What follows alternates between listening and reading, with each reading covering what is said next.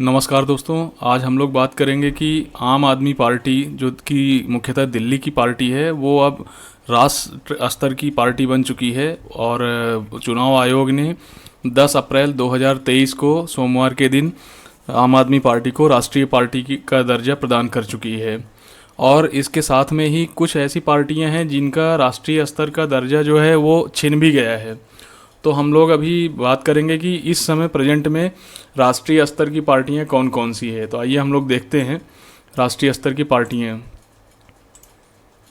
तो जैसा कि आप लिस्ट में देख रहे हैं कि भारत में अभी इस टाइम पे प्रेजेंट सिचुएशन में 2023 अप्रैल में जो राष्ट्रीय दलों की सूची है उसमें नाम है आम आदमी party, Bahujan Samaj Party, Bharatiya Janata Party, Communist Party of India Marxist, Indian National Congress, National People's party.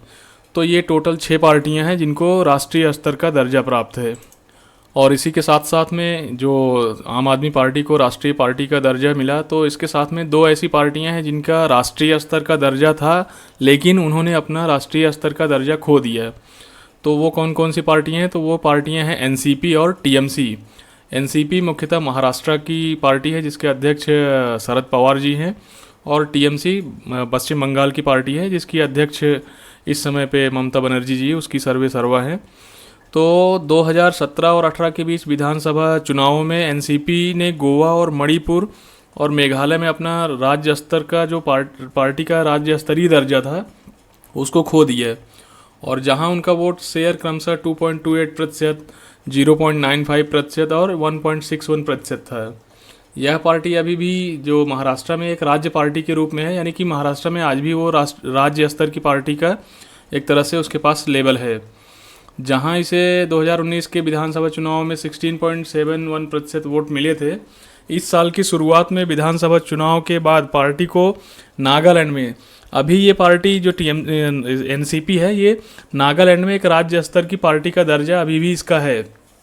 और इस बीच चुनाव आयोग ने कहा कि टीएमसी मणिपुर और अरुणाचल में एक राज्य की पार्टी नहीं रही क्योंकि वहाँ उन्होंने इलेक्शन लड़ा ही नहीं था, लेकिन यह पश्चिम बंगाल और त्रिपुरा में एक राज्य की पार्टी बनी रही। और 2023 के चुनावों के लिए मेघालय में इसे राज्य की पार्टी का दर्जा दिया गया था।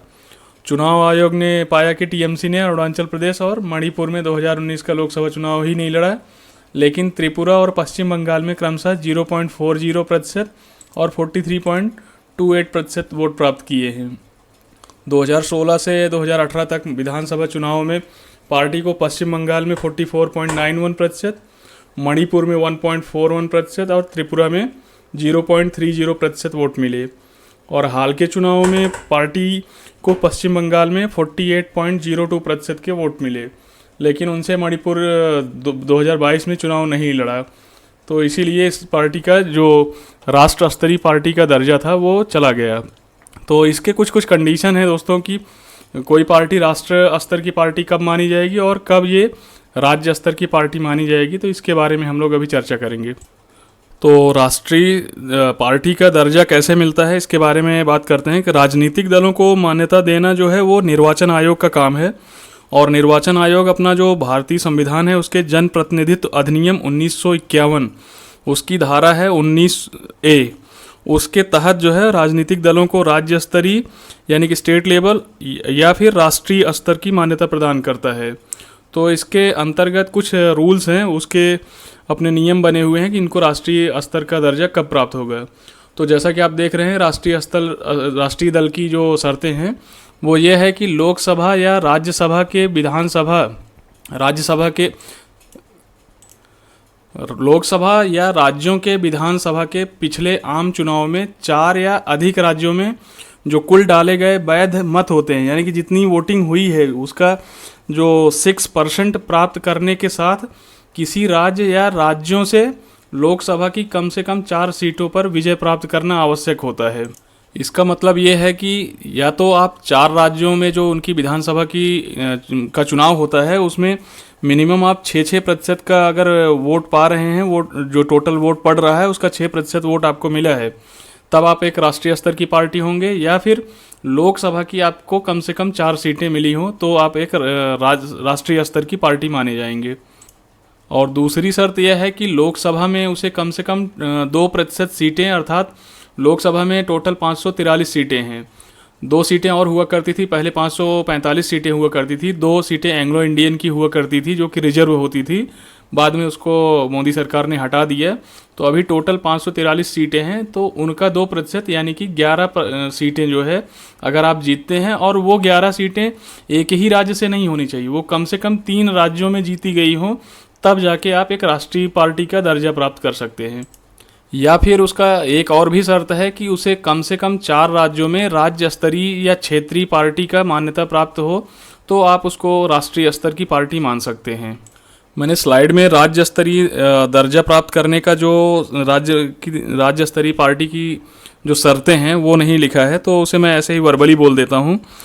मेन क्या है कि उसकी एक शर्त है कि उसे या तो संसदीय या विधानसभा के विगत आम चुनाव में उस राज्य के जो कुल वैध मतों का न्यूनतम 6% मत मिला हो, या विधानसभा में कम से कम 2 सीटें उसने जीता हो, तो उसको राज्य स्तरीय पार्टी का दर्जा मिलता है। या फिर सेकंड शर्त है उसने राज्य विधानसभा में कुल सीटों की कम से कम 3% सीटें अथवा कम से कम 3 सीटें इनमें से जो भी अधिक हो वो जीता हो।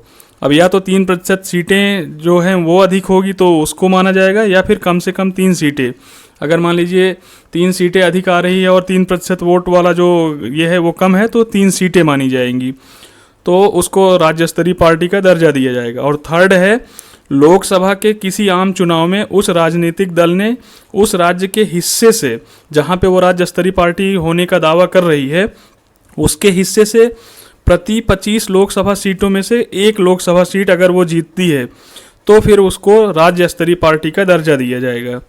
और चौथा इसका कंडीशन है कि लोकसभा या विधानसभा के किसी आम चुनाव में उस राजनीतिक दल को उस राज्य में 8% का वोट मिला हो, तो भी वो राज्य स्तरीय पार्टी का दर्जा उसको माना जाएगा। बाकी अभी हम लोग बात करेंगे कि राष्ट्रीय दर्जा प्राप्त करने से फ़ायदा क्या होता है। तो जब कोई पार्टी जो होती है वो राष्ट्र स्तर का दर्जा प्राप्त कर लेती है, तो एक बार एक राजनीतिक दल को मिल जाने के बाद यह देश में कहीं भी चुनाव लड़ सकती है। और दूसरी चीज़ है कि इस पार्टी का जो चुनाव चिन्ह है वो कोई और पार्टी इस्तेमाल नहीं कर सकती है। पार्टी को पूरे देश में एक मान्य चुनाव चिन्ह आवंटित किया जाएगा जो कोई अन्य पार्टी इसका उपयोग नहीं कर पाएगा, और नामांकन दाखिल करने के समय एक प्रस्तावक उस पार्टी की तरफ से उम्मीदवार के साथ उपस्थित रह सकता है। और दूसरी चीज़ क्या है कि चुनाव आयोग द्वारा पार्टी को मतदान सूची संशोधन के 2 सेट मिलेंगे। पार्टी के उम्मीदवार भी मतदाता सूची तक अपनी पहुंच प्राप्त कर पाएंगे।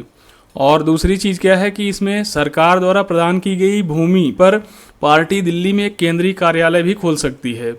अब आपको अगर राष्ट्रीय पार्टी का दर्जा मिल गया तो आपको सरकार द्वारा ज़मीन आवंटित की जाएगी और आप अपनी पार्टी का कार्यालय वहाँ पे खोल सकते हैं। और फिर इसके एक और फ़ायदे क्या हैं कि पार्टी 40 स्टार प्रचारक उतार सकती है। जब भी कोई इलेक्शन होगा तो उसमें 40 स्टार प्रचारक उतार सकती है। और स्टार प्रचारकों पर होने वाले जो खर्च होते हैं उस पर जो पार्टी के प्रत्याशी के ऊपर जो खर्च होते हैं, यानी कि जो 40 स्टार प्रचारक हैं उनके खर्च को चुनाव में खर्च किया गया उस पार्टी द्वारा जो फंड होगा उसमें शामिल ये नहीं होगा। और जो सबसे बड़ा इसका फ़ायदा है वो ये है कि पार्टी को आकाशवाणी, जो प्रसार भारती, आकाशवाणी और दूरदर्शन के माध्यम से जनता तक अपना संदेश पहुंचाने का समय दिया जाता है। तो ये सब उसके फ़ायदे हैं, इसीलिए पार्टियां अपने को राष्ट्रीय स्तर की पार्टी बनाने के लिए प्रयासरत रहती हैं। आई होप आप लोगों को समझ में आया होगा। Thank you.